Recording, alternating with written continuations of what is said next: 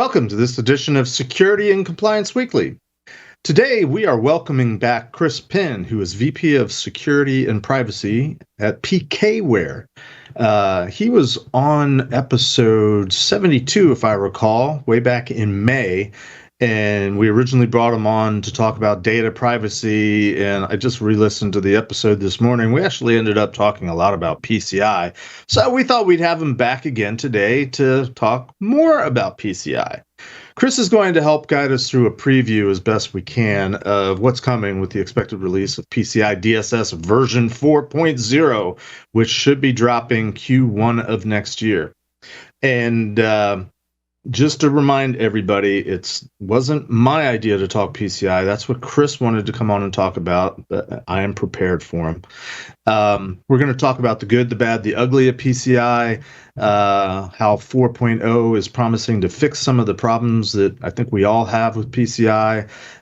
Maybe do a little bit of wishful thinking about what it could be, what might be. Basically, it's a whole episode on PCI. So our goal is to get everyone to chant that PCI rocks. Join us as we continue our journey of tearing down silos and building bridges on Security and Compliance Weekly.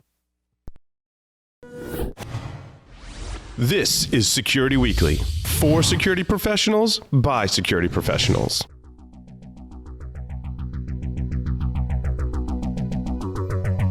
And now, it's the show that bridges the requirements of regulations, compliance, and privacy with those of security.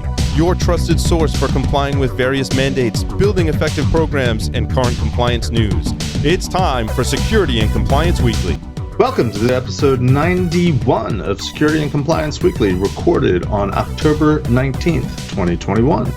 I'm your host, Mr. Jeff Mann, and joining me today as co-hosts are Kat Valentine, and a very special welcome to our new co-host, Johanna Baum. Welcome, ladies. Hello. Thank you.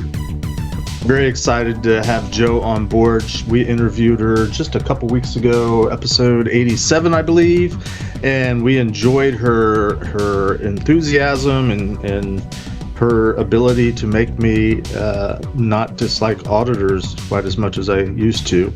And we thought we'd have her back and try her out as a co-host. So welcome, a special welcome to Jo. A couple announcements before we jump into our discussion. Don't miss any of your Security Weekly content. Visit securityweekly.com/subscribe to subscribe to any of our podcast feeds. Check out our new episodes downloaded. You can download it to your phone. I don't know who would do that. You can also join our mailing list, our Discord server, our Twitch stream, all that social media stuff. securityweekly.com/subscribe. Also, Security Weekly Unlocked is coming up in person this December 5th through 7th. It'll be at the Hilton Lakes Buena Vista. You can hear keynotes from Alyssa Miller, John Strand, Leslie Carhart, and Dave Kennedy. Visit securityweekly.com/unlocked to register and check out the rest of our stellar lineup. All right. Today we're welcoming back Chris Penn to Security and Compliance Weekly. Welcome, Chris. It's good to be back, Jeff. Thanks for having me. Sure. It's weird because this is the first time we've had a repeat guest on the show. So all the usual stuff, I was like debating whether we should do it. But for the benefit of those that maybe missed the first episode, could you just give us a quick recap of how you got into cybersecurity, how you got to where you are today, and in particular, why in the world would you want to talk about PCI? I thought I was the only one that liked to do that. Yeah, Jeff. So as you and I discussed, offline, our paths have crossed a couple of times. My whole career started in the DoD and working at various agencies, everything from several agencies in the Pentagon, did the White House, State Congress, Senate, DEA, and then went over to the Pacific and joined up with SOCOM and did about over there. About 2000, 13-ish or so, I joined the real world, started working at Costco, where I led up, PCI compliance, which ultimately led into GDPR and CCPA and all the other fun things that we hear flying around the internet these days. Fast forward a few more years, and now I'm in the software sales, strategic software sales side of things. Again, still in in the compliance zone, whether that's PCI or TLBA or any one of the privacy laws. So yeah, it's just that connection with yourself, Jeff, and the show, and we have a lot to talk about for sure. Well, there's no shortage to things to talk about on PCI. It's just a matter of anybody else wants to listen to it. This is where we would ordinarily ask you the hot seat question, which of course we've already asked you. So I was going to give you the option. You can have door number 1 or door number 2. You can take another stab at the hot seat question, or I'll ask you a miscellaneous surprise question. So do you want door number 1 or door number 2? We'll check. We'll go with door number 3. Is that an option? Also, a random question to ask. Well, we'll keep it lighthearted. I mean, the goal of the hot seat question is, again, just to get to know you a little bit and just to sort of get your perspective on security versus compliance. But we're pretty much going to talk the whole episode on that. So I was just going to pick from the 5 questions that we ask our guests on the flagship show, Paul Security Weekly. One of the lighter ones, just what is your favorite hacker movie? It's got to be a movie. I think I kind of like Mr. Robot. I'll go with a series. Okay, fair enough. Actually, that was door number 2. Door number 3 should be based on our discussion before we're going on the air. What's your favorite horror movie? Ooh. Considering my wife will kill me. Probably the Jason movies. All right, the Friday the 13th movie series. We won't dwell on that because we could probably all get distracted, and we all have very strong feelings about horror movies, apparently.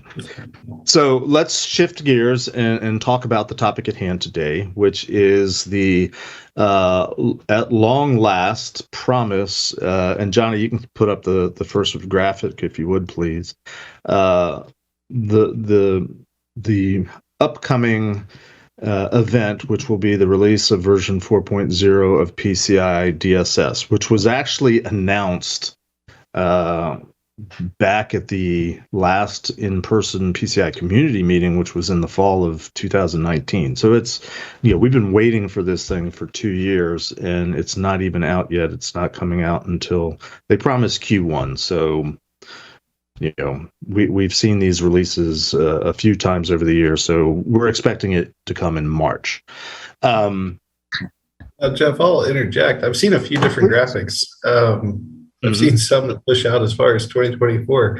So I'm curious what your thoughts are. How accurate do you think this timeline is? Well, so I have 2 graphics. And this one is just, how the version 4 has been developed and evolved in terms of getting it to be published. Throw up the second graphic if you would, Johnny. This might be the one that Chris is more familiar with, which is, okay, so it gets released in the beginning of 2022. When's it actually going to be enforced and you're going to have to follow it? Yeah, that's looking to be not until 2024, they've even got 2025 up there. So one might ask, why are we even having this conversation today? Chris? I think, 4.0, even just in the draft forms that we've seen, and, everything's subject to change, but the direction things seem to be headed, I think there's a lot of buzz around the PCI community that's it bring a little bit of fresh air and a little bit of freedom to the ways we go about meeting that said compliance, right? Not going to be, not the PCI necessarily ever was, but it's not going to be as slated or as prescriptive as it was in the past. And, I think that's a stigma that a lot of people throw on it, but it's going to allow you a different methods and means to get compliant, right?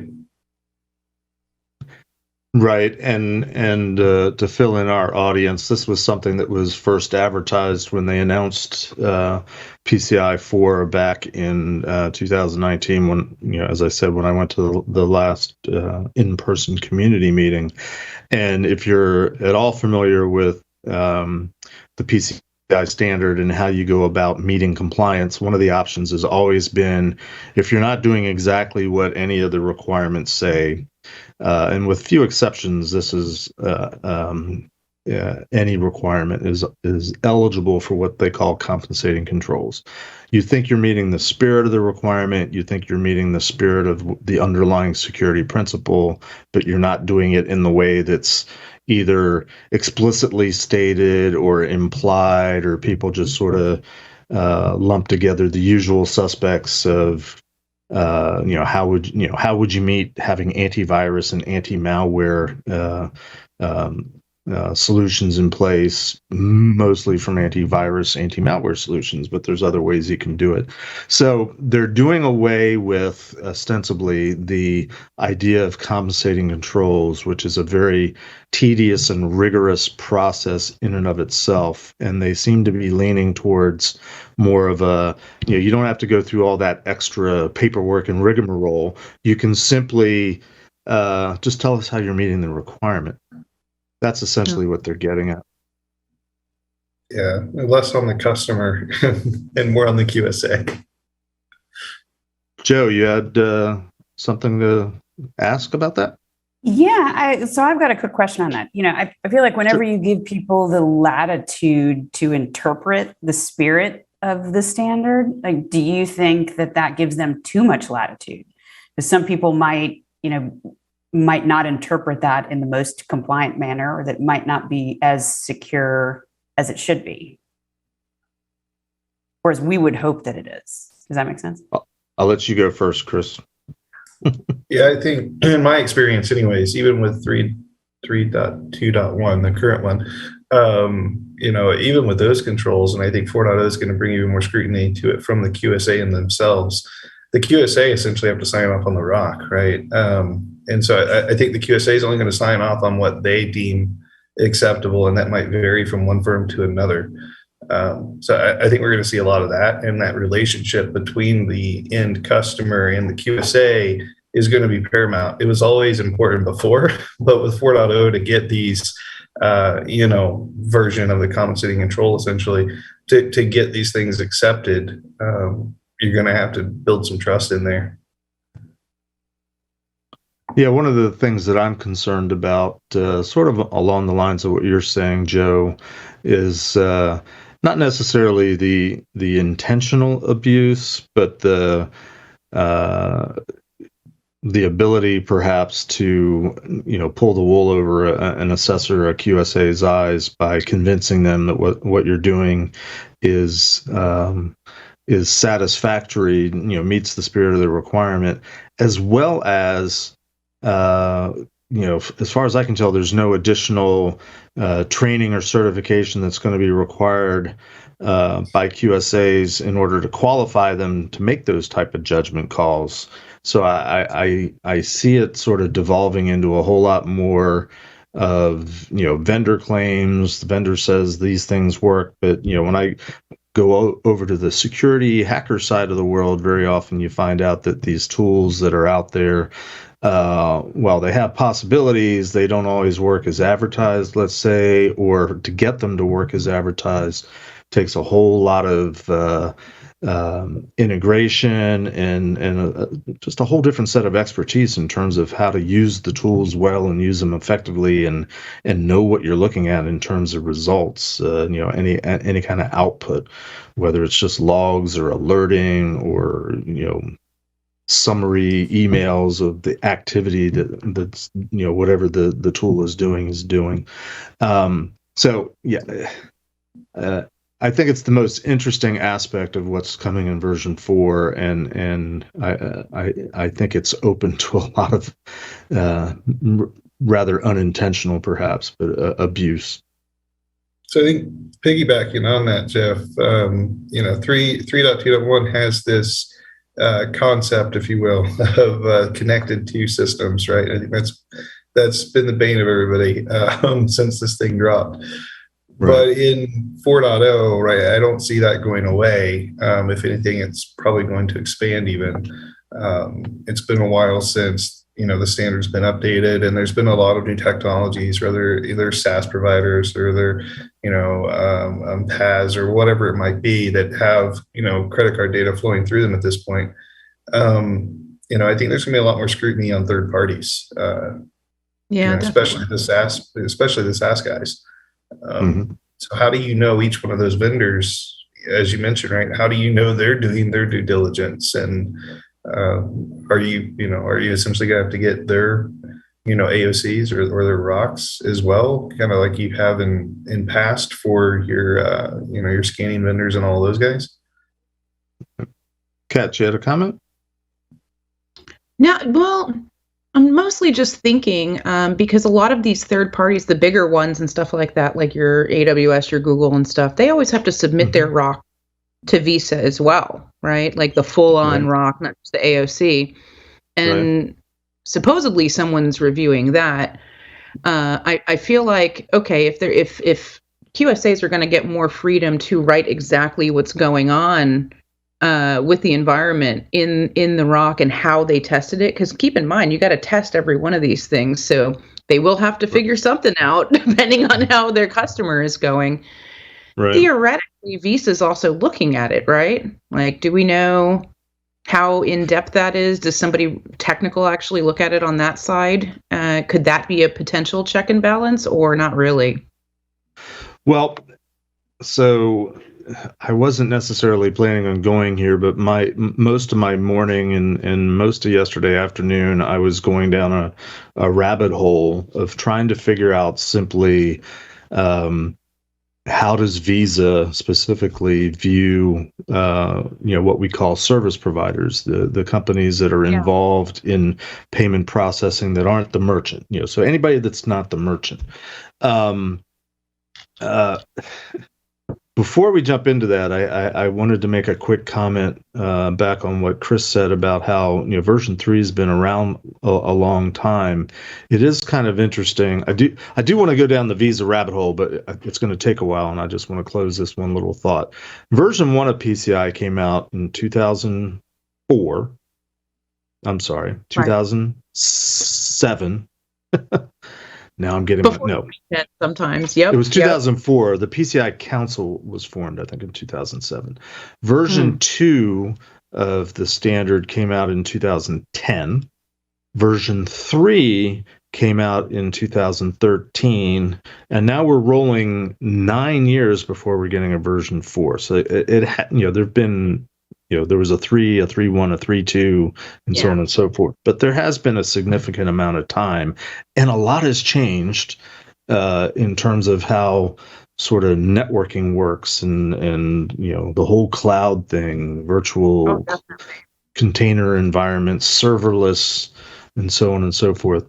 So I think that's also something that's why they've taken so long and have tried to do such a thorough scrubbing of the standard to get version 4 as ready as possible to sort of address the new world that we live in, which a lot of it has to do with outsourcing. A lot of it has to do with third parties. So back to the Visa thing. And this is sort of an evolution. It used to be back in the early days, there were 4 levels of merchants, and all the major card brands roughly agreed on what that meant. And it was based on transaction volume. How many Visa transactions do you accept in a year as a merchant? And if you're over a certain level, you're a level 1 on down to the small mom and pops, level 4. The service providers, however, were very different. There was only 2 levels. And if you were a level 1 service provider, you're supposed to be registered with Visa and listed on what they call their global service provider listing. So in theory is, if you're a merchant and you need help with a third party, you can go to this list and see, this company I want to work with is there. We're good. They're PCI compliant. Visa's reviewed them, as Kat was indicating, so on and so forth. Now, back around 2013 or 14, Visa kind of shifted away from level 1 and level 2, and they started introducing 2 sets of sort of validation of third parties. One was still the service provider list, and I'm going to roughly paraphrase and say that it was those companies that were sort of in the field of vision of Visa, the companies that were involved in authorization and settlement of transactions that were sort of in the line of sight of all that network traffic that would go, ultimately back to Visa for authorization and so on and so forth. But the way service provider was defined, which was anybody that touches credit card data, transmits, process, stores, or could impact the security of credit card data, gets lumped in together into this category of service provider. But they weren't necessarily on Visa's radar screen. They weren't getting listed, so on and so forth. So they came up with this new category called. They kind of went through an iteration. I'm talking a lot. I'm going to fast forward here. Basically, they have another category called third-party agent, and they have lots of different examples of what constitutes a third-party agent. So basically today, Visa and MasterCard has somewhat followed suit, and the other brands are somewhere falling in line. Visa has always sort of been at the forefront of how you interpret and enforce the PCI rules. But it's much more based on function these days, not transaction volume. So the question I've been simply trying to get an answer to is whether there's still such a thing as a level 1 and level 2 service provider in the classical sense. Does Visa still go by that? I think the answer is no, but I'm trying to get authoritative answers from someone at Visa. So stay tuned on that. Nice. Yeah, somebody else jump in. I've been talking too much. No worries. I'd always wondered. Yeah, the reason I was asking is because I'd always there would be some service providers I'd do an assessment for and would have to send it off to Visa, and I'd always wondered, like, okay, what are they doing with that? So I'd love clarification on that. If you hear back from somebody there, that'd be awesome. All right, I'll shut up now. I'll be happy to share. Well, and from a reporting perspective, and again, this is sort of the weird nature of how PCI works. There's the PCI Council, which puts out the standard and is responsible for all the different standards associated with PCI. And there's a lot of them. There's not just the data security standard. If you're a merchant and you're doing your ROC or your self-assessment questionnaire, you're turning over the attestation of compliance, the AOC, to your acquiring bank, whoever you as a company are doing business with. Now, sometimes the bank is really a payment processor, a payment gateway, sort of a company that's taking care of the authorization, not necessarily your bank. But that's the card brands don't want to see merchant ROCs. The card brands have put on the banks the responsibility of make sure all your merchant customers are compliant with PCI. And the fines actually come from Visa to the banks. It's up to the banks to share the love and pass it out to a merchant if the merchant has been involved in a credit card breach. The service providers exclusively are the ones that are supposed to be reporting their compliance to the card brands. Visa, absolutely. MasterCard wants to see them. Amex, yes. Discover, not so much. And the differences are long and tedious as to why they do or don't want to see it. But again, the problem has been apparently for several years, what constitutes a level 1 or level 2? Who has to report to the card brands or not? Do all of them, regardless of your role and how incidental or tangential your role is? A lot of the version 3 of the PCI standard had to do with keeping track of your third parties and coming up with a list of all the third parties that you're dealing with and what degree are they touching your customers, your credit card information, and are they agreeing to be compliant? Are they PCI compliant? A. B. What of the requirements are they meeting on your behalf that you're not doing, but they are? And that's where organizations like AWS and the cloud providers, not picking on AWS, but they were one of the early ones involved in this game, and they they initially said, we're providing rack space, it's lights and power. So the physical security requirement of the data center, which is requirement 9, is pretty much all we're covering. So we're PCI compliant, but that's all we're covering. That has evolved now, and AWS and pretty much all the other providers give you what's called a responsibilities matrix, where they go line by line through the entire standard and say, we're covering this, or no, you're supposed to be covering it, you are merchant customer, or it's some combination of the two. It's a shared responsibility. Yeah, joint responsibility based on, all right, but you got to configure it this way. Yeah. I'm wondering with this PCI DSS 4.0, I wonder if they're going to give QSAs more guidance on what to look for, how to test for things, because when I was first starting, they had just nothing. And I think that the guidance docs were more geared towards the actual practitioners, the folks going under assessment, merchants, service providers, that sort of stuff, on what certain things are, what does that mean, how do you spin that up. But I'd never really seen, like, aside from like report templates, hey, here's how you test for network to test segmentation. Not only do you look at a network diagram, maybe throw a PCAP up and take a look. Do we know? Well, Chris, jump in on that, because you lived the dream while you were at Costco. What was the experience? Yeah, I was just going to say the experience varied. We would do PCAP depending on the QSA. Sometimes certain QSAs would look at a diagram and say, okay, well, I'm comfortable with that after one conversation with your network engineer, right? Just based on what he or she said. QSA is like, okay, next, right? And it really varied person to person, like how deep they wanted to dig into this thing, and how wide did they want to crack it open. And I dealt with several big fours as well in the pre-assessment side of things before we'd ever bring the QSA in.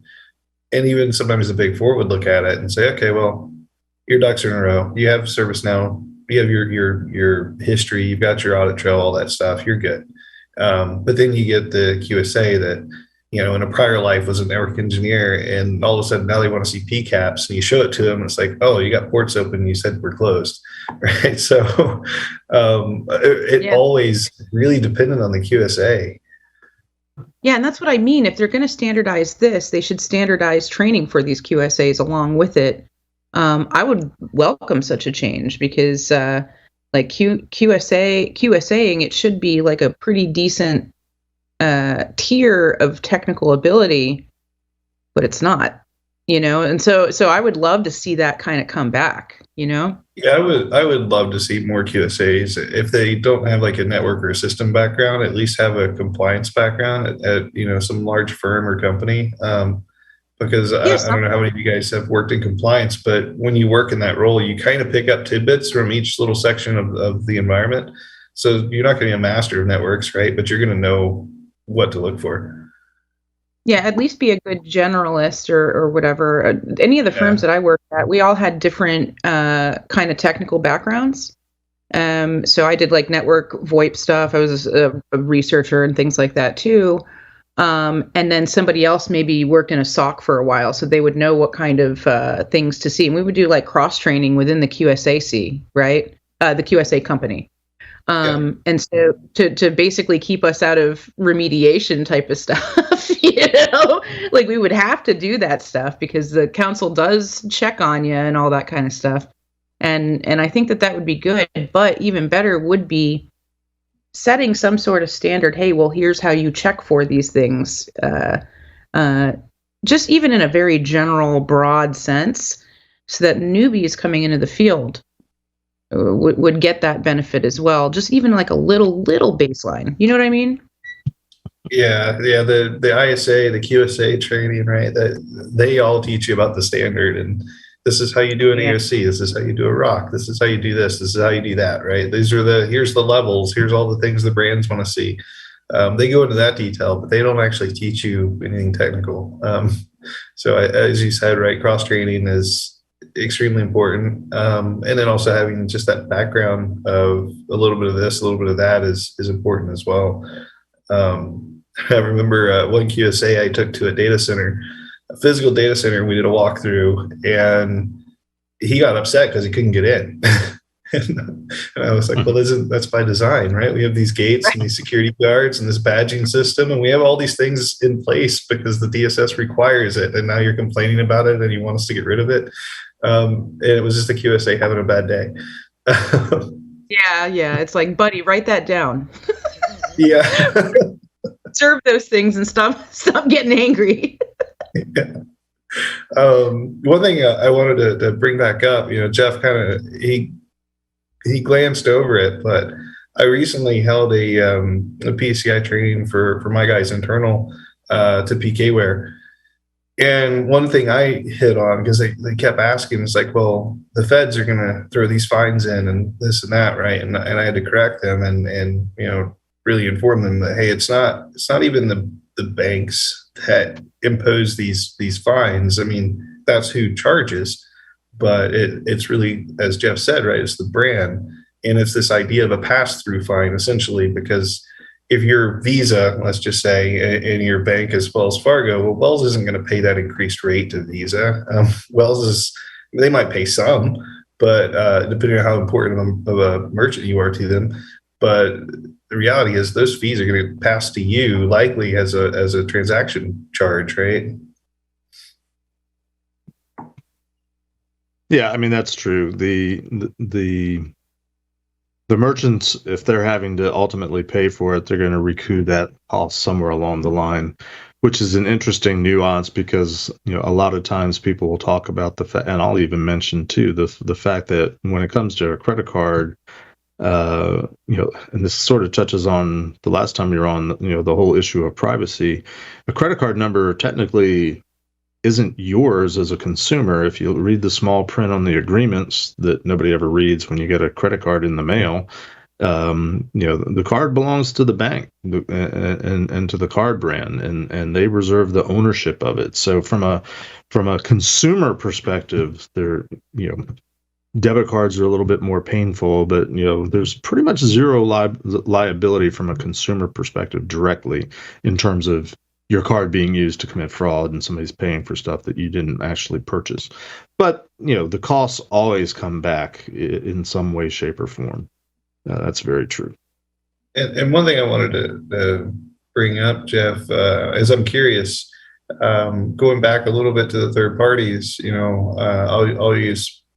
I can't really use PKWARE as the example because we don't have a SaaS product out there today, but a lot of other companies and competitors in our space, this whole data discovery, data encryption, data masking, right? They do all these various things. A lot of them have been built in light of GDPR and other regulations that have come out since 2018. But because we're looking at all data, right? We don't care if it's credit card data or email addresses, right? We look at everything, whatever the company sets us up to look at, we look at. The reality is all these systems, whether they're SaaS or they're on-prem, they have a database of some sort, and they might not be storing, the actual live data. In some cases they do, in some cases they don't. But what is certain is they do meet the connected to requirement, right? They have credentials to your card data environment. They can scan your commerce servers and, your finance servers and all that stuff. So they're seeing credit card data. And a lot of these companies are still, they still meet the startup definition, right? They've been around, 4, 5, 6 years. They haven't gone public yet. So I'm curious, towards the whole AOC thing and the Visa thing, how do you think they're going to handle those in 4.0? Because these companies are starting to become more and more prevalent in the space. It's less of my concern is around the Ciscos of the world or the Googles, right? Those guys have been in PCI for a long time, but these startups haven't. So what's your take on that, Jeff? Well, that's a great question that requires a lengthy response. Let's take a break. We'll come back and we'll pick up the discussion trying to answer the question you just asked. But it's really that larger question that's sort of driving most of our conversation is this whole issue of third parties and service providers. So we'll pick that up in a minute. We'll be right back.